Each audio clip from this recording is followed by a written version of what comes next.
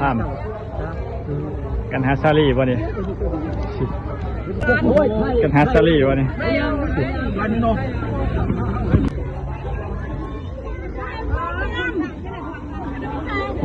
ไปใส่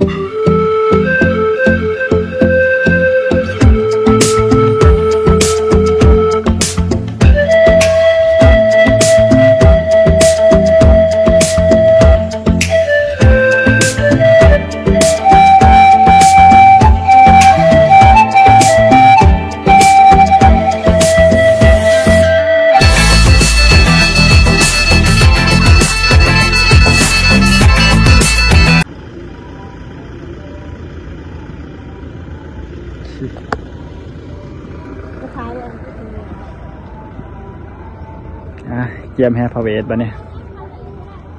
จะมองเป็นแฮเนี่ย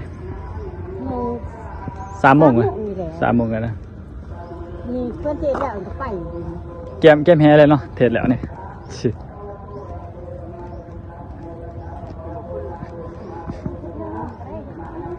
มันมีการแสดงที่เนาะเรียกรถเนี่ยเด้อไม่ไงเรียกรถเนี่ยเด้อ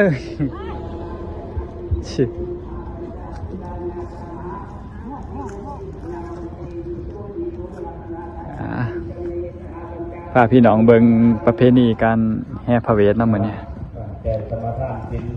แห่จากป่าเข้าสู่ในเมืองเนาะ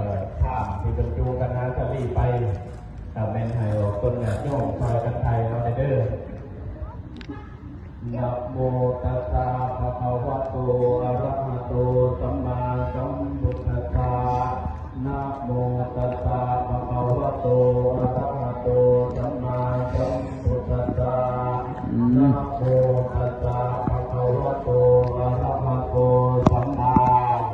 สัมพุทธัสสะพุทธังนะ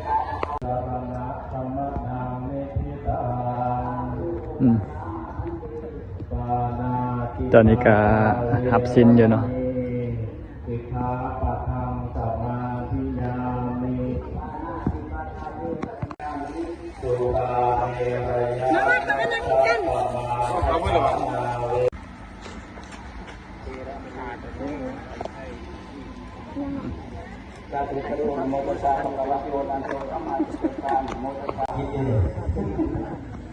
โอเคกับตัวร่มเนาะบรรยากาศเนาะภาพในไทยเอาล้างเด้อเอาบ้านนั่นเลยภาพเถา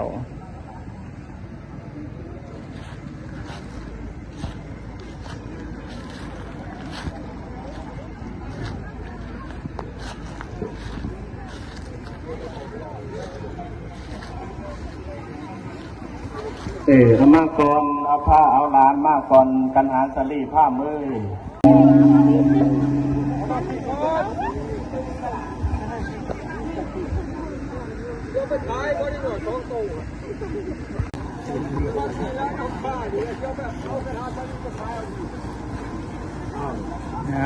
ผ่านเท้าวันนี้ในขณะตอนนี้ทุกสิ่งทุกอย่างนี่ก็พอกเยี่ยงเบิดสู่แนวตั้งหยาดตั้งย้อย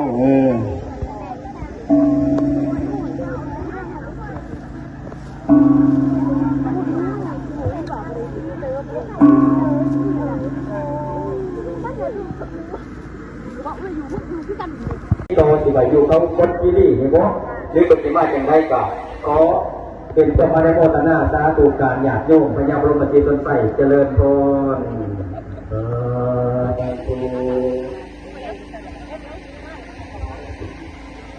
นะโมตัสสะภะคะวะโตอะระหะโตสัมมาสัมพุทธัสสะนะโมตัสสะนะโมตัสสะภะคะวะโตอะระหะโตสัมมาเวลาทุกองค์โดยก้อนหลบก็คือทางเนี่ยบนเป็นว่ากับบริจาคก็ได้สูญในการจัดเตรียมติดคอ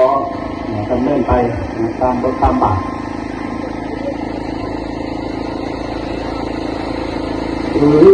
สมมุติขอบาเจ็บเจ้าเวลาตาหน้าเราอยู่ในพงไปเป็น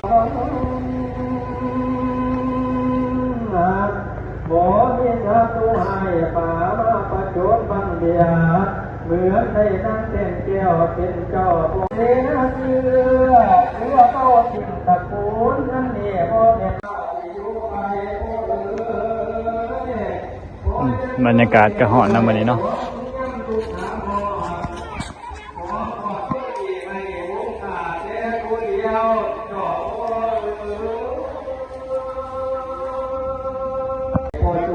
ครับดาวขึ้นสาทั้งเสนายาวอยู่บนมันตาลูกที่อายข้างหน้าอายไปหมดทุกอย่างไปเรียน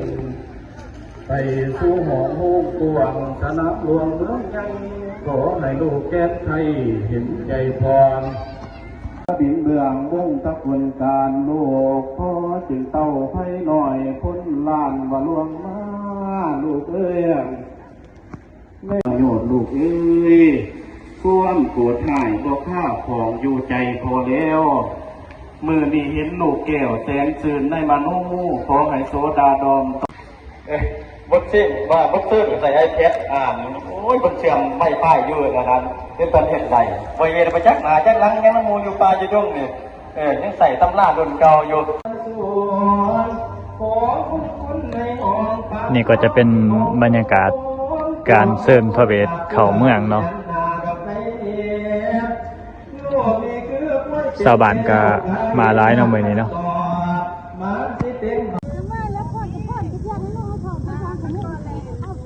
เฮ้ยแล้วป่ะเนี่ยย่างออกไปถ่าวะ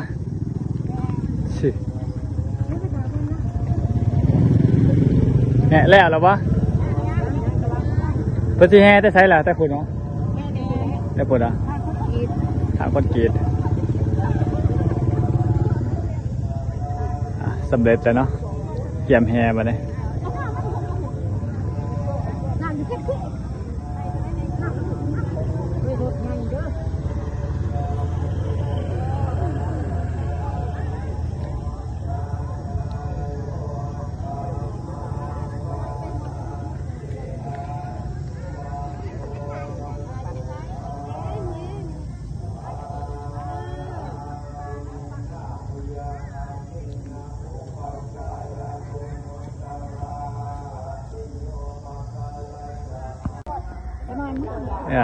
เกี่ยมแห่พระเวทเขาเมืองบัดนี้เริ่มแห่แล้วบัดนี้เริ่มแล้ววะ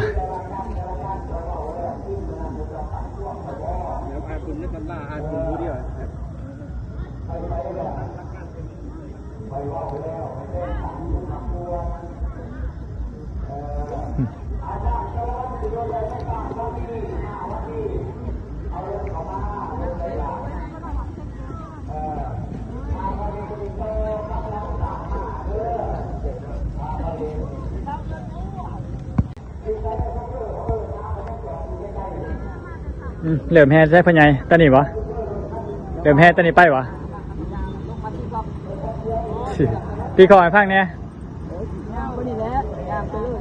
ตีคอให้ฟังเนี่ยบาทหนึ่งกันแล้วแต่ว่า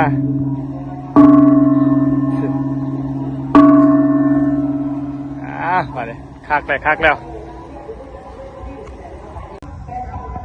แต้งเลยพวกเลยทั้งนั้น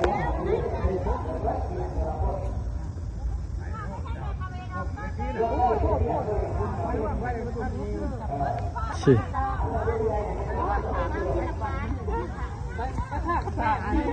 ไปเอาไว้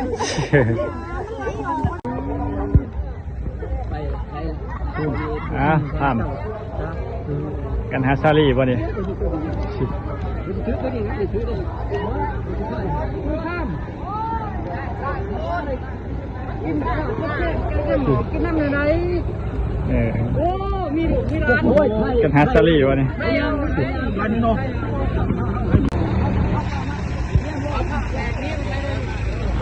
สั่งหมาไปได้ป่ะนี่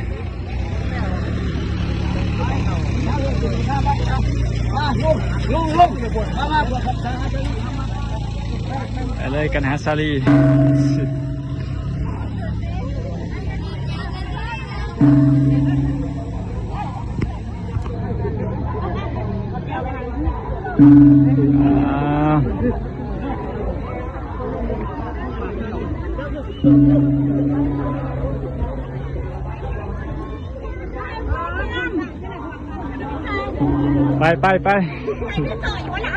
ไปใช่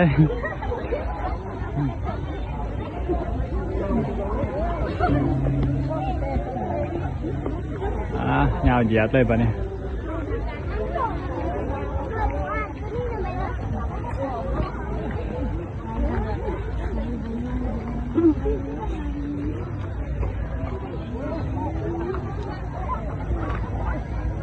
จอดเลยป่ะเนี่ย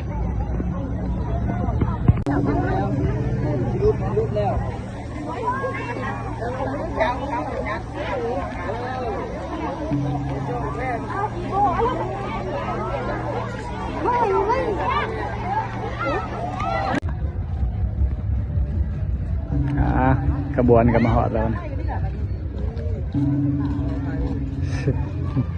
ยางไว้เลยเนาะ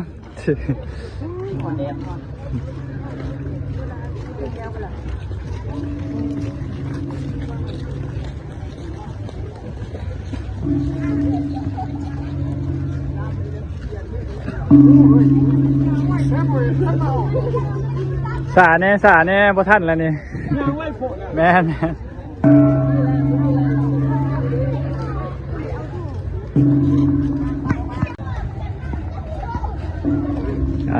มีโฮงทานนะเนาะทางหน้าโฮงทานหนามมาเลย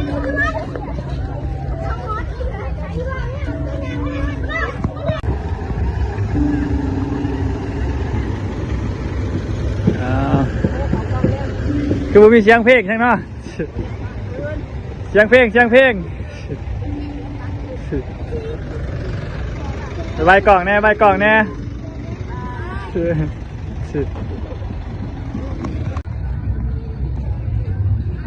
ขบวนแห่พระเวทเข้ามาหอดบาทนะเนาะบัดนี้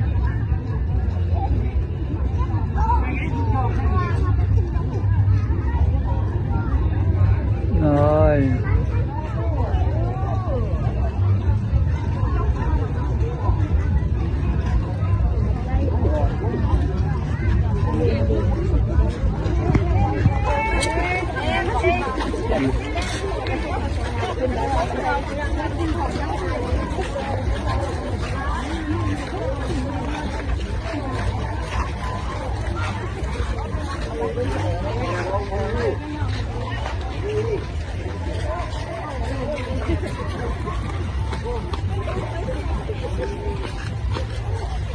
เป็นในพอดนี่บ่ล่ะทั้งล้างวะทั้งล้างคุณเหรอ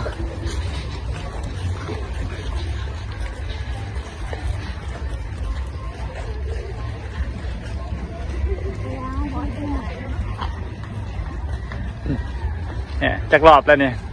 คือเว้นเพิ่นพอดจักเทื่อนะพอทั้งล้างคุณ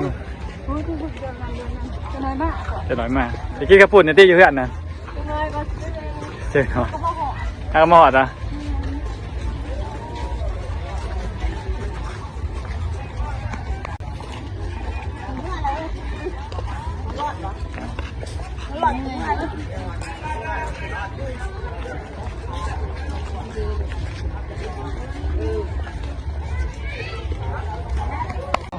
รื่องนี่เนาะ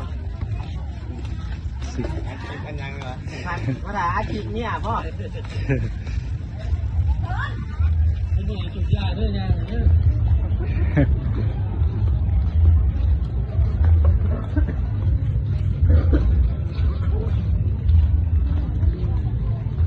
มาไปไว้จะปลาลูกจะปลาแม่ละครโซ่สเต็ปแน่โซ่สเต็ปแน่บาทหนึ่งกันแน่นั่นแต่ว่าหันหลังหายเลยเอาแต่โมนะบริตางหางบ่มีเสียงเพลงกันซื้อเนาะ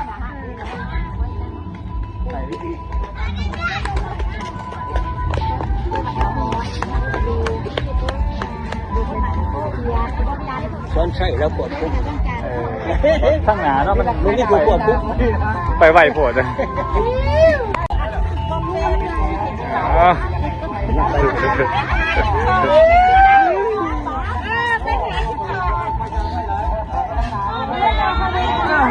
ถากันแน่ถากันแน่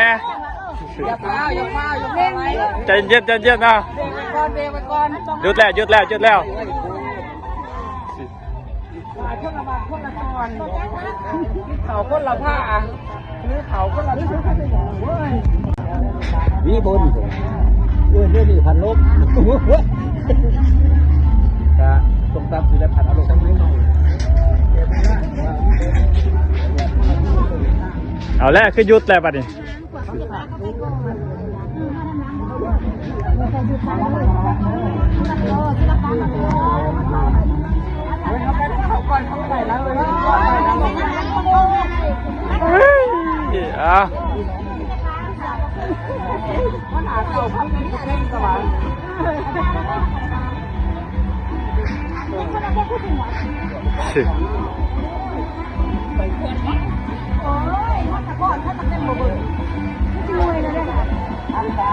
พวงมาไล่พวงมาไล่ลูก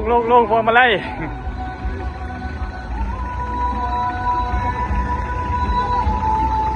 ขอขึ้นรถได้บ่ขอขึ้นรถได้บ่ทางหลัง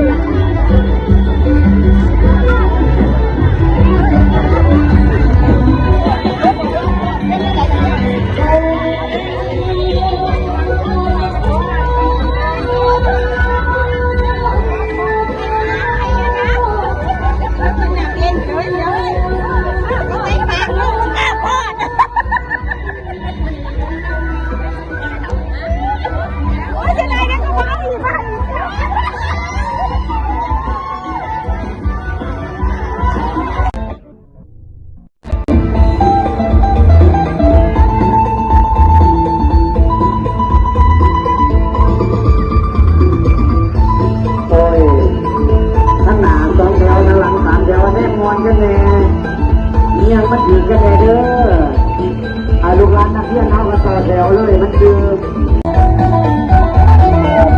นั่งขันตะเบงก็ยางนี่นั่งขันตะเบงยางนี่ตั้งใจยางแต่ฝ่ายตั้งใจยางเทียบกันเนี่ยทั้งวันเนี่ยบ่ได้หลายเจอมาทั้งวัน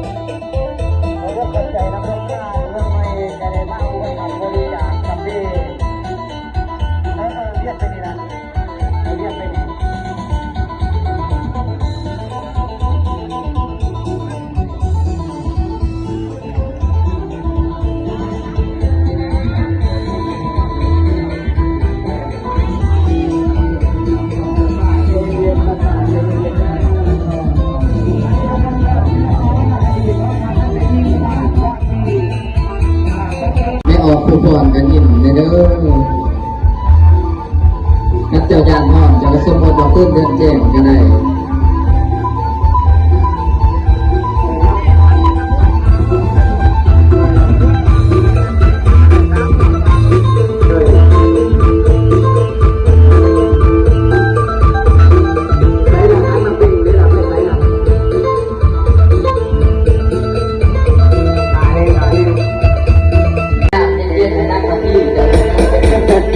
แข่งลายนั่งมาที่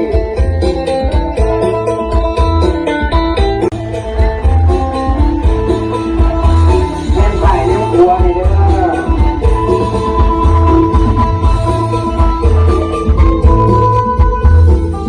ที่งานจ้าเพิ่นคอยที่เดินเท้าตัดหน่อยข้างหลังเดี๋ยวเดี๋ยวแต่ละหน่อยว่าคือตะล้อหน่อยได้แจงยังลุงยังสาวตลาดเก็บดูขาย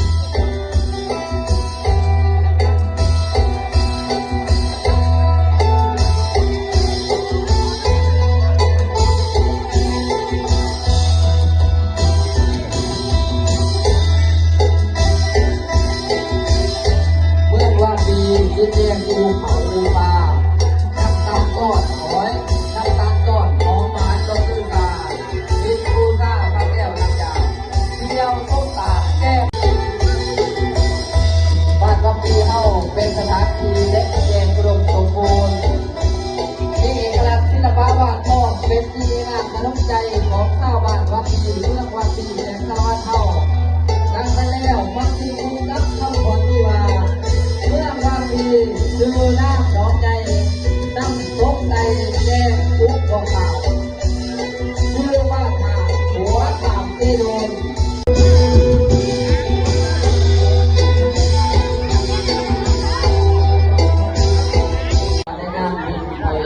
อนสู่นิวัตรบรมนาถบพิตรใน